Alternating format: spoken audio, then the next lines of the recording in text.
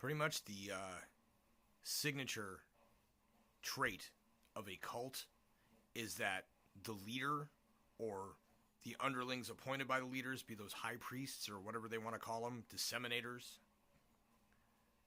will insist that anyone who calls it a cult is themselves some sort of a deplorable, that they have no credibility, and that they should not be believed. Look up any modern cult, and that has basically been the first commandment. Do not call it a cult, and do not question the leader. Usually, cult leaders will do things like make extravagant claims without backing them up. After the extravagant claim is made, if anybody has a question or doesn't seem to understand, they will be made to feel ashamed or possibly question themselves. This extravagant claim typically has to do with being on a secret mission of some sort, or direct intervention instructions from God that only the cult leader can understand and hear and must be disseminated, again, to the others. Or that the leader is the only one who can understand what it is that they're receiving. But it comes back to the cult defense, which is, if anybody calls this a cult, that person is an enemy of our movement. So I guess that makes me an enemy of their movement, because it's a cult. It's a cult. I'm looking at you, Jordan. I'm looking right at you, man, because you yourself have been culted. You're not even actually the leader. You're a peon.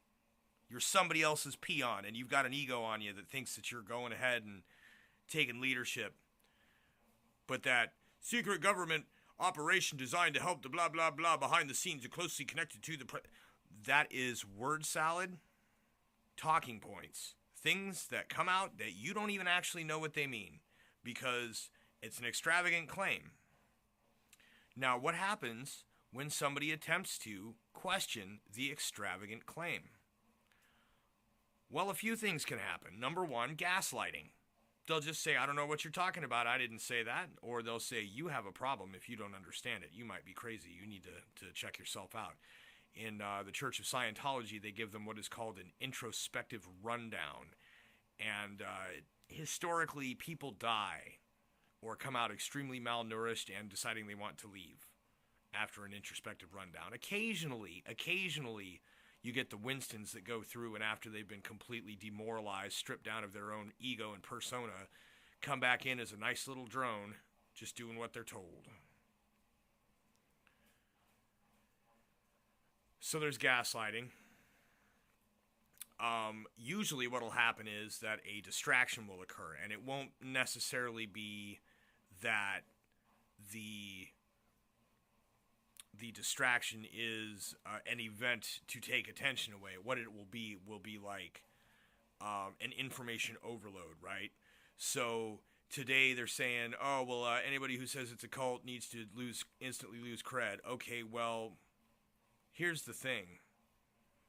If you're using logic to deduce the falsehood and identify the fallacies, which are mental acrobatic trickery disguised as logic, if you're using logic to find those, you can't lose cred. Now, if by street cred, that's what I was talking about, making people feel ashamed, gaslighting, making them question themselves. Whoa, if I'm going to lose cred. Well, what happens if people don't like me on social media? Oh, here's a news flash. People already don't like me on social media. And do you want to know why? Because logic. Because truth.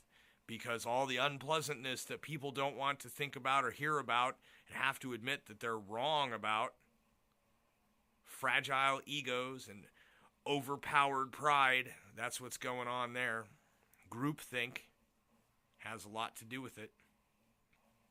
So if they gaslight, or they might use an information overload distraction. So like in the case of Jordan, what would basically happen is he'll put his foot in his mouth with some bullshit about the cult defense, and then the next thing there will be some big secret space program nonsense to go on about that will be so prolonged that nobody who's watching it will remember that idiotic fucking cult defense came out in a moment of desperation. But that's what it is. So, I'm not trying to start my own cult by any means. I don't want followers or anything like that. But what I would like to see is people thinking logically, only believing true things to be true and not untrue things to be true. Unraveling the cognitive dissonance in their minds and seeing the bullshit show for what it is, which is effectively at this point either a wire fraud scam that originated on the dark web or some sort of government counterintelligence propaganda, which means mind control. It's not a cult! It's not a cult! That's somebody who's been culted saying that. Just like you can't talk to mind-controlled people about mind control. You ever try and do that? They get really squirmy and uncomfortable and sometimes violent. So basically, the third tactic is a complete red herring. Just change the subject and pretend that nothing happened. So basically, this would be the point at which, if enough people were, gulled into this by this moronic and honestly not well done in the slightest cult defense. I mean, Jesus Christ, if you're going to do a fucking logical fallacy to trick people into believing you, do it right. Fucking people are morons. It's the only truly correct thing that QAnon ever said was, these people are stupid. But anybody who posts on any online or social media format knows that you speak outwardly to the entire audience included, which means that first and foremost, these people are stupid refers to the people following the cult.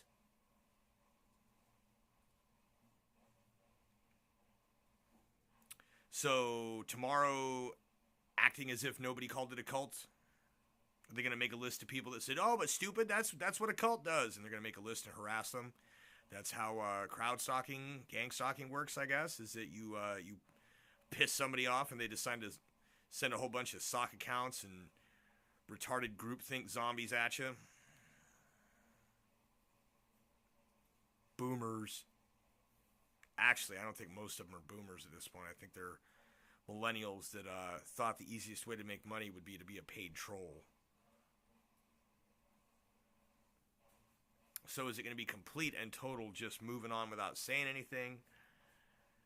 Is there going to be a further extravagant claim? Is there going to be an information overload that just causes the short-term memories of these groupthink culted zombies to just wash it out? And whatever's, because that's what brainwashing means. And, just accept whatever they're told. I mean, I've already seen that happen. Most of the people that follow these folks are completely, hopelessly entwined. They're not thinking at all. It's not even a matter of thinking for yourself. It's thinking at all. Groupthink is not thinking. That is virtual thought. That is cognitive dissonance, assuring you that you're thinking when you're not. That is a sign of having been brainwashed into a cult of personality. So now we know what's going on. For sure it's a cult, because the leader said don't call it a cult. Real movements don't have to defend themselves. They don't have to apologize for their existence by defending themselves and trying to rationalize why they should be or why it's right. Real movements have a set of facts, a cause based on those facts, and probably a mission statement to something to the effect of how we're going to accomplish it. They do not have, don't talk about it like it's a cult, or you lose all credibility. That's how cults operate.